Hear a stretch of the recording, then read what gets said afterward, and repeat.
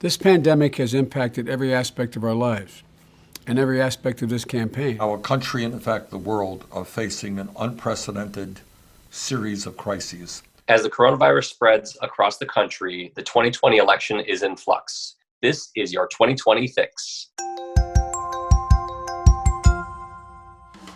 Coronavirus has affected everyday lives for many Americans, and it's also affected the 2020 election. As the federal and local governments are struggling with how much to prohibit public gatherings, what businesses should close, and other decisions, states are also having to decide whether to push forward with elections, which after all involve gatherings of people, long lines in some cases, and also people sharing equipment like voting booths. Some states are already postponing their elections, including Ohio last Tuesday. It is clear that tomorrow's in-person voting does not conform. And states that vote in the future, like Maryland, Georgia, Kentucky, and Louisiana.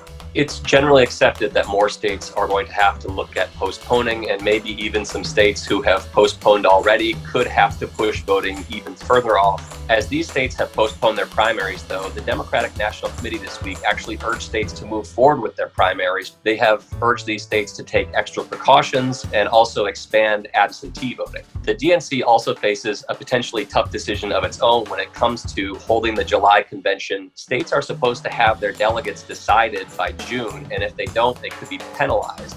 There's also been some thought that perhaps if the situation persists, convention delegates could vote remotely rather than gathering at the convention center in Milwaukee. And then there's the question of how much of a race we're actually going to have moving forward. Joe Biden won Florida, Arizona, and Illinois in last week's primaries. Our campaign has had a very good night.